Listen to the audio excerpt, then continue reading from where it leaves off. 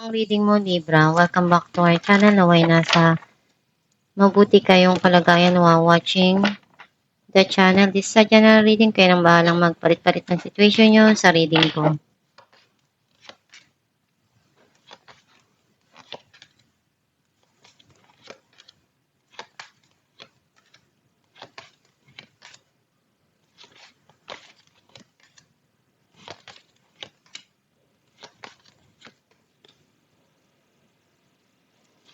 At the bottom of the deck, Four of Pentacles.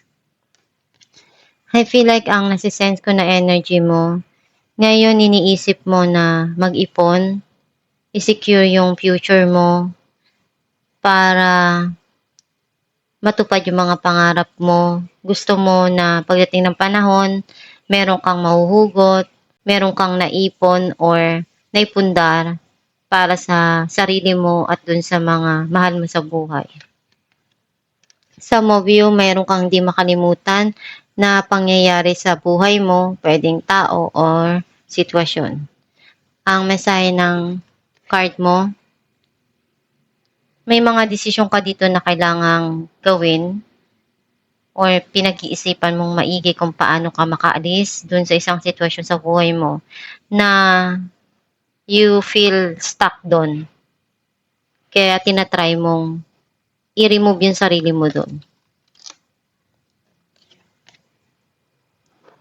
May mga pinag-iisipan ka dito na desisyon. Iniisip mo kung paano yung paraan na magagawa mo doon sa passion na yun. Some of you may gusto kang puntahan, pwedeng travel, or may hinihintay ka. May nagpapalungkot sa'yo, maraming dumarating sa isipan mo na alalahanin, or may naaalala ka sa nakaraan na nagpapalungkot sa'yo ng sobra.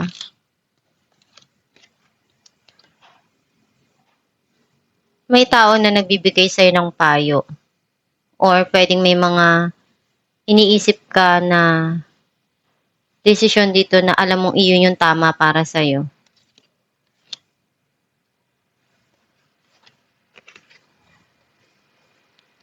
May mga option or opportunity na dumarating sa buhay mo pero nahihirapan kang magdesisyon even though nasa harap mo na yung dapat mong gawin pero magulo pa yung isipan mo.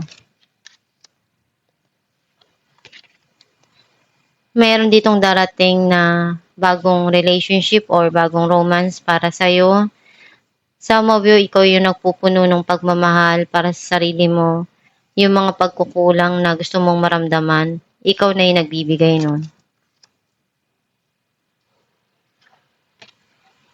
Andun yung justice and clarity para sa'yo. You need to balance yung mga dumarating para hindi ka mapagod.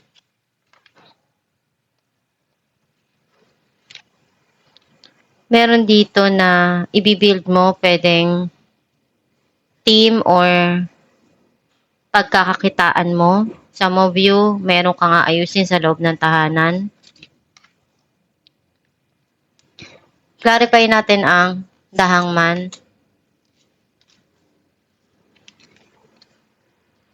Ace of Cups and Page of Cups.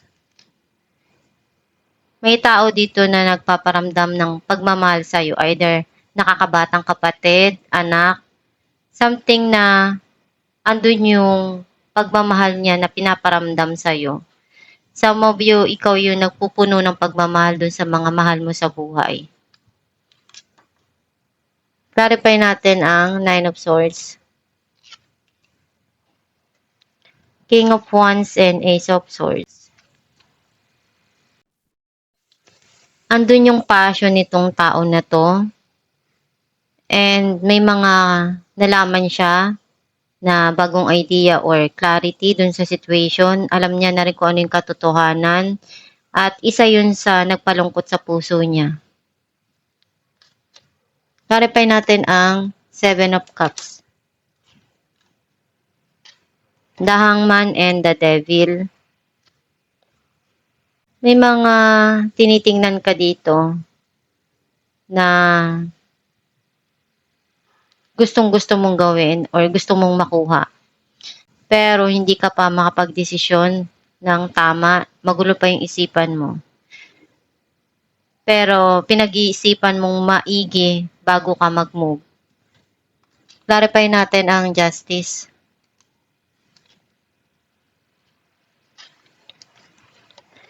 Knight of Pentacles and Eight of Pentacles.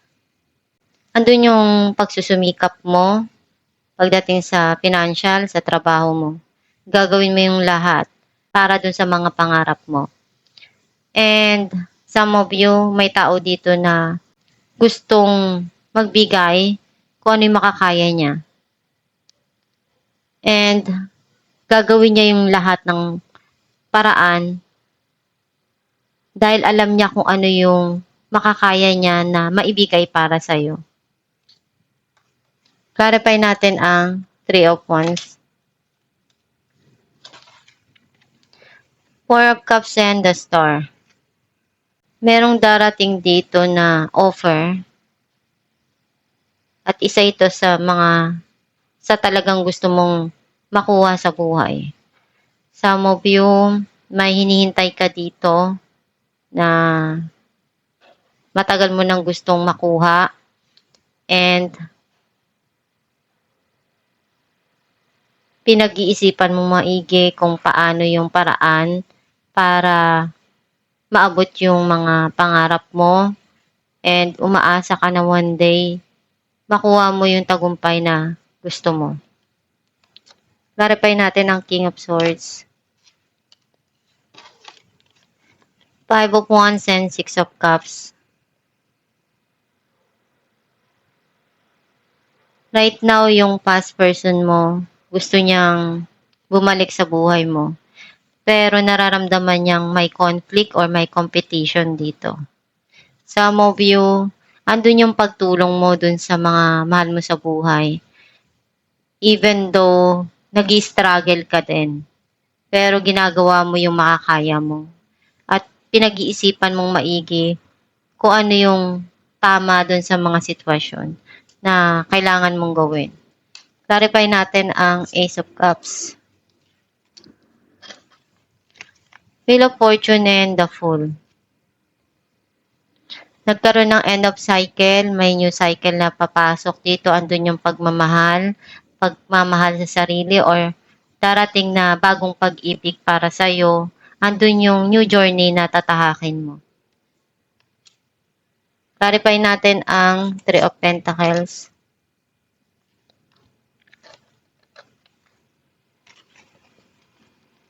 Three of Pentacles and the High Priestess. May mga binibuild ka dito sa buhay mo. At the same time, nararamdaman mo na kailangan mong gawin. May ayos mo lahat. May mga gusto ka dito na maibigay para sa'yo. Nararamdaman mo rin na darating din yung pagbabago or yung magiging okay din kung ano yung pinaghirapan mo. Kumbaga, ikaw din yung nagsumikap talaga ng mga dumarating sa buhay mo ngayon. Alamin natin kung anong mensahe ng iyong gabay. Wedding.